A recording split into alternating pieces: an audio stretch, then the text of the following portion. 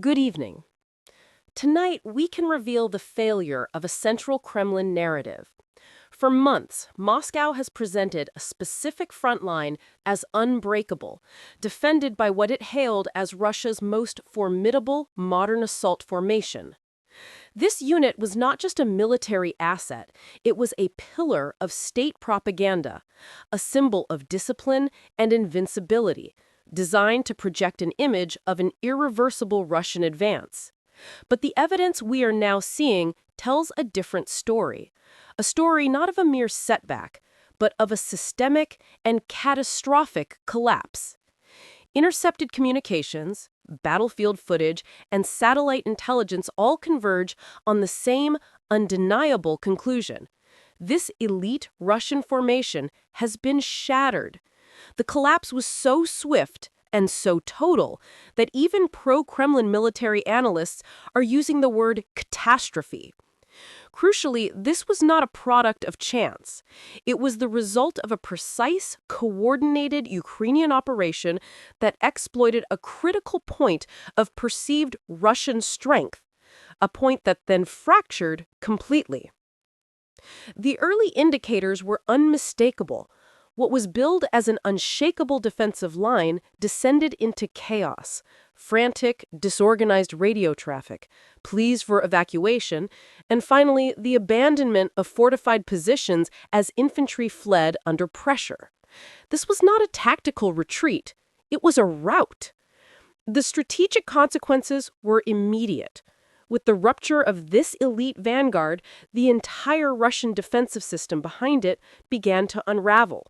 Command posts were exposed, supply lines severed, and reinforcements rushed forward only to meet precise artillery fire. Momentum, that most critical element in warfare, had decisively shifted. Ukrainian forces advanced through defensive works that Russian state media had labeled impregnable. The physical evidence is stark: rows of abandoned armor, trenches littered with discarded equipment. Perhaps most telling is the intelligence circulating among allies. An abandoned command post, its operational maps left behind, revealing that this elite unit was the linchpin for a key regional supply corridor. With it gone, Russian logistics in the sector are now in disarray. The impact, therefore, is twofold. It is a tangible geographical gain for Ukraine, but more profoundly, it is a devastating psychological and political blow to Moscow. The myth of this formation's invincibility, a myth carefully cultivated by the Kremlin, has been broken. We are now seeing the internal repercussions. Kremlin-aligned bloggers, once cheerleaders, are expressing unprecedented fury and disillusionment. Their questions are direct and damning. How did we end up with this humiliation? One asked. Another stated bluntly, if our strongest formations can't hold, then nothing can. This dissenting narrative, spreading despite censorship, strikes at the heart of the Kremlin's deepest political vulnerability. It risks connecting abstract military failure directly to the Russian public, to families who were promised their sons were serving in an elite, unbeatable force.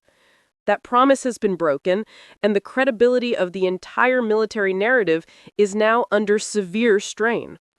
This is not merely a battlefield report. It is an analysis of a propaganda edifice cracking under the weight of fact. The Kremlin constructed a story of strength and inevitability. Tonight, the evidence shows that story is unraveling. Now, let us consider the strategic perspective from Kyiv. There is no triumphalism here, no declaration of a war won. The Ukrainian command understands that a single breakthrough, however significant, does not constitute a conclusion. But they also understand the unique nature of this victory. This was not the defeat of a standard infantry battalion.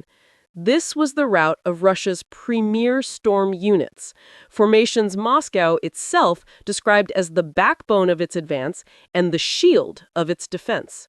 Their loss is structural. It is akin to removing a central load-bearing wall. The integrity of the entire edifice is now compromised. As Ukrainian forces consolidate and probe deeper into supposedly impregnable networks, they are encountering a new critical factor: pervasive fear. Intercepted communications from remaining Russian positions reveal a stark loss of confidence. Phrases like, "We're next, there's no support," and "they left us here" are not the signals of a disciplined army. They are the raw indicators of a force that has seen its best units shattered and now anticipates its own demise. Our analysis, corroborated by quiet acknowledgments from U.S. intelligence, indicates this outcome exceeded even Western expectations. While Russian fatigue and logistic strain were well documented, the speed of this elite collapse was not fully anticipated. The operation is now a case study in Western defense circles precisely because of its surgical efficiency. This was more than a tactical victory, it was a structural one. Ukraine has shattered a key illusion of Russian invincibility, and such illusions, once broken, are extraordinarily difficult to restore. To comprehend this, one must examine the meticulous preparation. For weeks, Ukrainian intelligence exercised strategic patience, mapping Russian logistics, rotations, and vulnerabilities. They identified a critical weakness. The Kremlin's elite formation was being quietly starved of resources, stretched thin as command priorities shifted elsewhere. Then began the shaping phase, a deliberate, methodical campaign of precision strikes. Ukrainian units systematically degraded communication nodes and supply depots. This was not random harassment. It was a calculated severing of neural and logistical pathways. By the time the main assault commenced, the vaunted Russian elite were already isolated and weakened.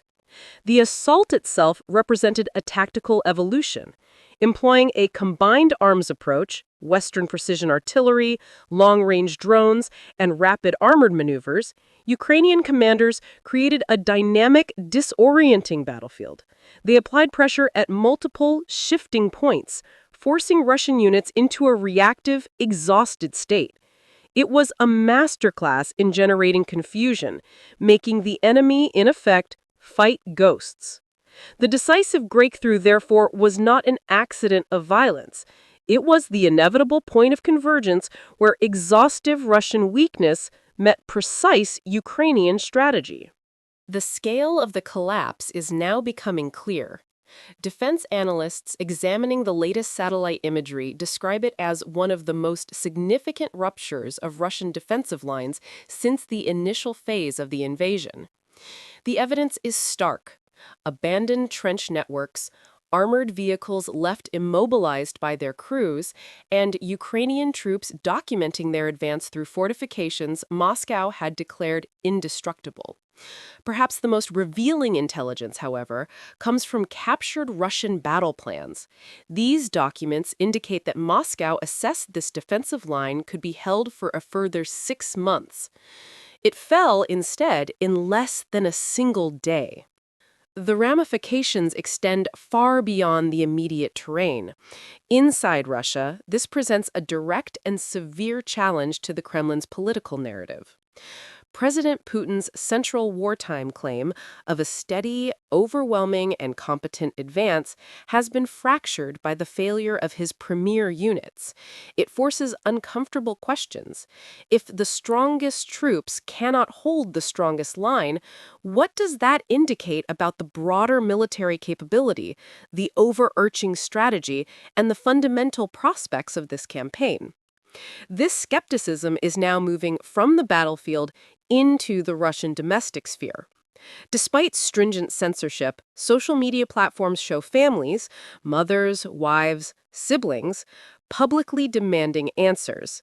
They seek to know why soldiers presented as an elite force were deployed to a front advertised as secure, and how they could sustain such catastrophic losses. The state can detain critics, but it is far more difficult to silence the growing apprehension of millions of households now confronting evidence of profound failure. Kyiv, for its part, is moving with operational purpose. The breakthrough has created a strategic opportunity, and Ukrainian forces are consolidating gains, clearing obstacles, and establishing new supply lines in preparation for further offensive action. Western assessments suggest this success has the potential to reorient the entire strategic map of the region. This is because the victory is dual in nature. Breaching a fortified line is a military achievement. Shattering the morale that underpins it is a psychological one. Current intelligence indicates morale among Russian units in this sector has plummeted. A particularly telling detail emerging from intercepted communications is that some Russian commanders apparently sought permission for a tactical withdrawal prior to the collapse. Those requests were denied by Moscow, which issued orders to hold at all costs. The cost, as we now see, was the effective destruction of the formation. Soldiers were trapped between Ukrainian momentum and inflexible orders from the high command, resulting in a chaotic, desperate retreat. Ukrainian troops report encountering positions abandoned in evident panic, meals left half-eaten, radio still active. This was not a withdrawal. It was the flight of a force that believed staying meant certain annihilation. That conviction proved a more powerful weapon than any shell. In Washington, Brussels, and across European capitals, this development is being analyzed with intense focus. A collapse of this nature suggests a fundamental vulnerability in Russia's military position, that its ability to sustain its front lines may be significantly weaker than its order of battle implies. As military historians note, wars are not won by numbers alone, but by logistics, morale, and unit cohesion. In this instance, Ukraine has adeptly exploited critical failures in all three.